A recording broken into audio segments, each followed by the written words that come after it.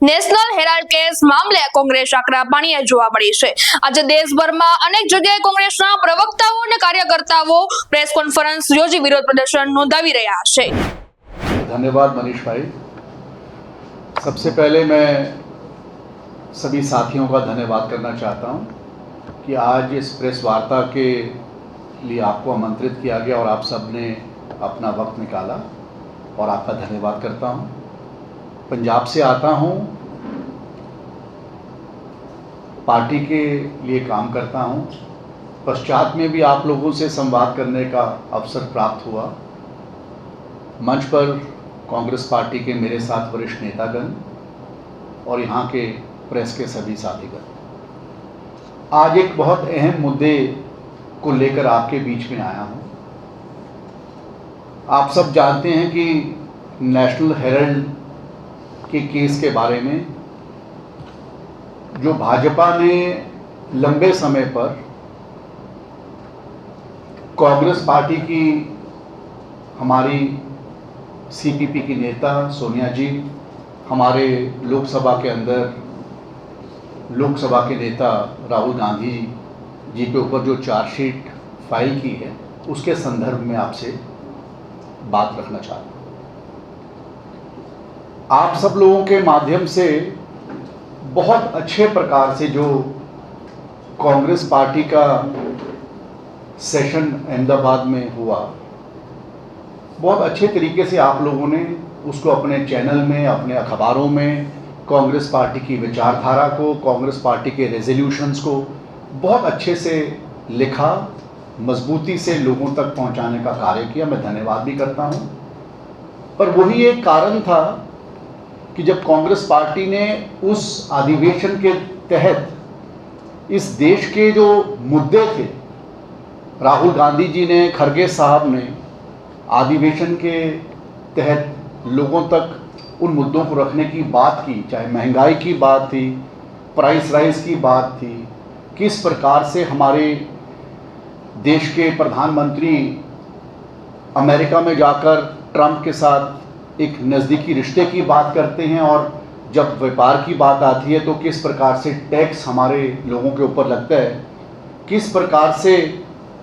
आपने देखा जब बीजेपी की सरकार इस देश में आई, शिक्षा, स्वास्थ्य, बेरोजगारी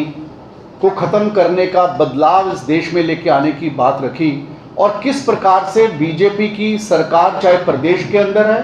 चाहे देश के अंदर, उन्होंने इन मुद्दों से अपनी आंखों को दूर किया। और आपको ये भी याद होगा कि जब पहली बार बीजेपी की सरकार देश में बनी तो अगर नरेगा जैसा कानून जो कांग्रेस लेकर आई थी, उसके अंदर भी बजट के एलोकेशन के अंदर कटौती की गई। सोच किस तरह की है?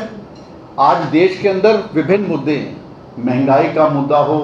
लोगों की को जो कमजोरी महसूस हो रही है, बेरोजगार युवाओं को जो रोजगार का वादा था वो नहीं मिल पा रहा, वो सभी मुद्दों को भड़काने के लिए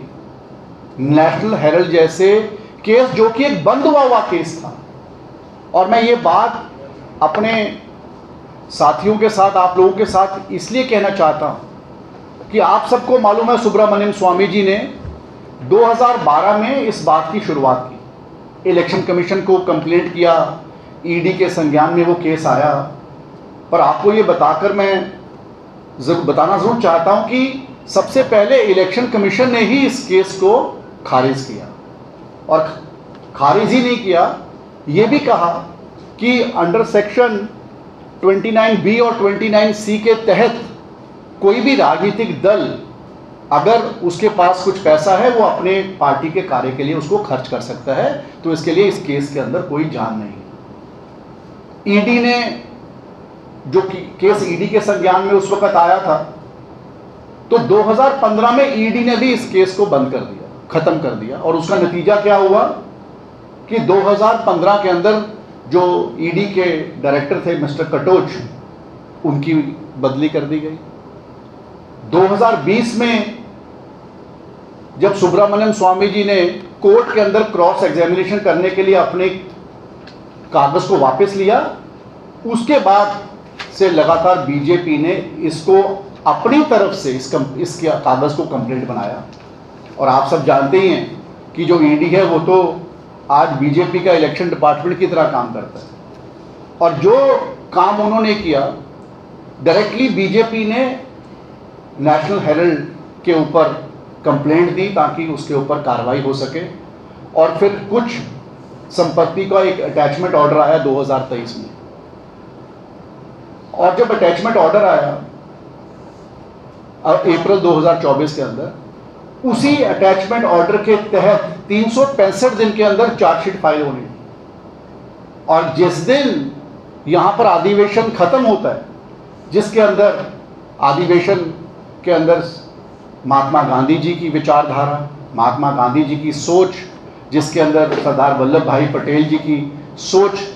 के तहत आज़ादी के अंदर उन लोगों की कुर्बानियाँ, उनकी पश्चात के अंदर रही